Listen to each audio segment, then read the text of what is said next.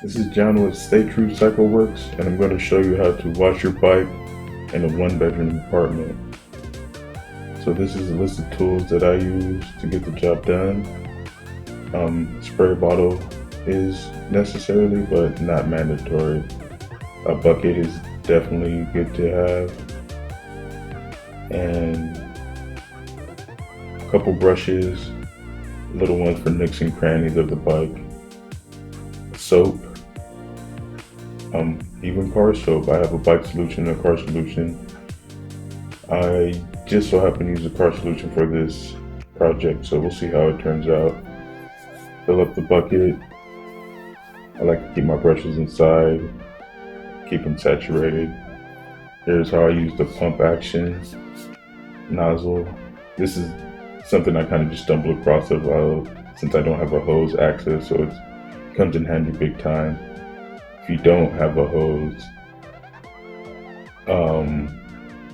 you can also use the purple bottle that I'll be showing a little bit later. But since I have this, I like to use this a lot more now. But I'll show you this other method as well. So here's the bottle. If you don't have that, just effectively apply it across the whole bike, and just apply it everywhere. Get the bike wet. You can even get the seal. No, I missed that. And I'll keep a standby bucket with clean water just to fill that up a couple more times. Get your brush, scrub down the wheels. With good soap and enough water, it does break down the dirt. I actually waited a couple days. I wouldn't recommend waiting a couple days. I was kind of lazy, I guess, the holidays. But yeah, just go through, scrub the bike down. I did use a sponge. Get your sponges, they hold a lot of water, so you can just kind of squeeze it on there. A couple other specialty brushes, sponge, scrub. My bike was sounded pretty rough that day. Yeah, use a lot of water due to the mud and stuff being really dry to the bike.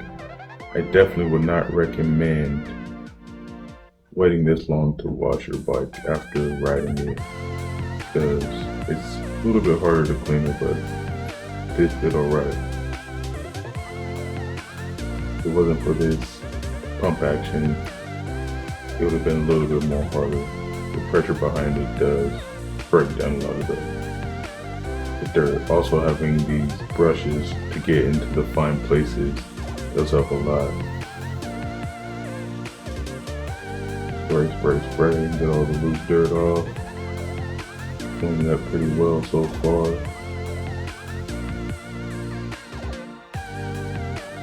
Get the bike wet.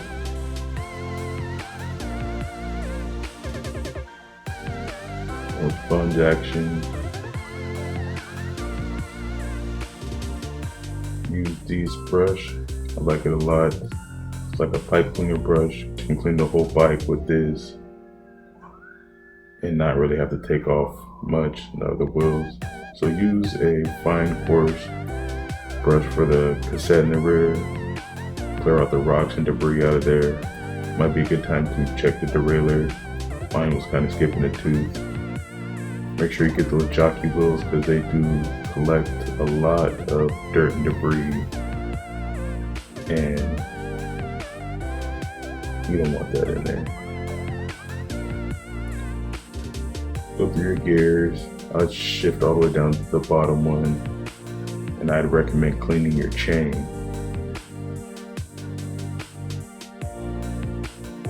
So get a rag, grab the chain, go around a couple times, make sure you got a good grip on it. Re-lube it. I recommend you always lube from the inside of the chain. Go get a couple of passes around the chain. Make sure it's on the inside, so you don't want it to splatter on the outside, and don't want it to get on the disc brakes. Lube up the jockey wheels. Get those can use some lube. Get both sides. And after this, pretty much just go through a full inspection, tighten up some stuff. Some stuff could potentially be loose, you know, from vibrations and whatnot. So here it is, clean bike. I'd recommend using microfiber towels to dry it off. Clean with the excess water and oil from the chain. And thank you for watching. I hope you like my video.